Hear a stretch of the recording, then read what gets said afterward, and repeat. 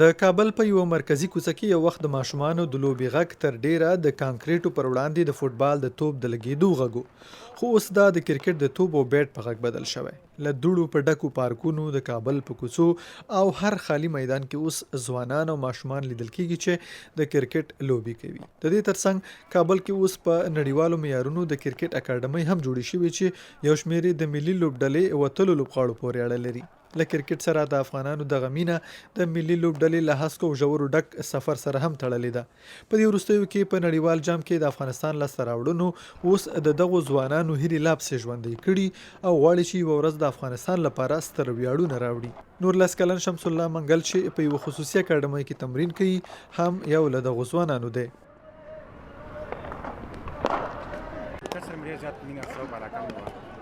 اوس وخت ماشاءالله افغانستان کې ډېر ښه ټیم کې لوبې کوي.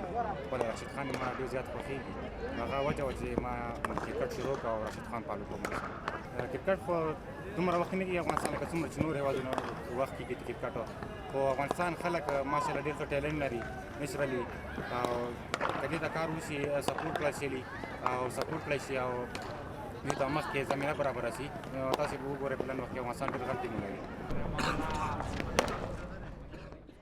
د 2021 کال د اګست میاشتې راهیسې هغه مهال چې طالبان یو ځل بیا پر افغانستان واکمن شول، سپورت او تر ډیره پورې کرکټ د افغانانو ترمنځ د یووالي یو سمبول په توګه راڅرګند شوی. اوس کرکټ نه یوازې په کور دننه شهرت موندلی او خپل مینوال لري، بلکې په نړیوال سټیج کې هم ورسره تل د افغانستان نوم تړلی دی.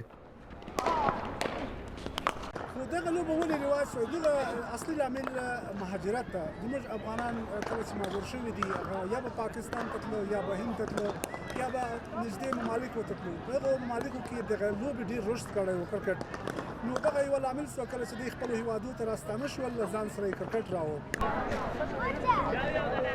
په افغانستان کې له لسیزو راهیسې جګړې او خراب اقتصادي حالت دغه سپورت ته د تمویل او زیربنا په برخه کې لوی ننګونې رامنځته کوي او بیا ورسره د طالبانو د حکومت انزوا دغه ستونزې لا پسې پراخوي. د کرکټ په نړیوال جام کې چې د روان کال په نومبر میاشت کې پیل شوی و، افغانستان هم د هغو لوبډلو په قطار کې و چې خورا په زړه پورې لوبې یې وکړې او بریاوې ترلاسه کړې وې.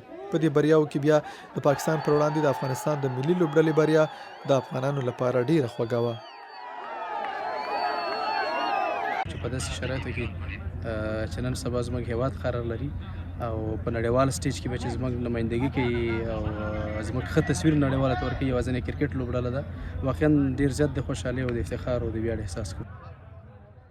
کرکټ چې افغانان ورته د خوشحالۍ د یوې سرچینې په سترګه ګوري، په افغانستان کې لا د پراخېدو په درشل کې دی. داسې هېواد کې چې نړۍ ته یې د کرکټ په ډګر کې غوره استعدادونه وړاندې کړي.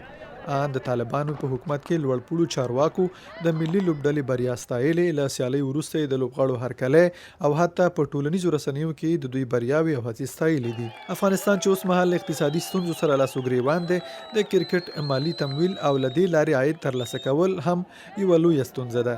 کرکټ بورډ وایي چې دوی د نویو اکاډمۍ په جوړولو پیل کړی او غواړي چې خصوصي شرکتونه هم په دې کار کې شریک شي. افغانستان کې کرکټ داسې مهال غوړېږي چې د نړۍ په کابو هر ستر او کوچني سوداګریز لیګ کې افغان لوبغاړي نه یوازې لوبې کوي، بلکې د غوره لوبو په کولو سره د نړۍ پام ځان او افغانستان ته رااړوي.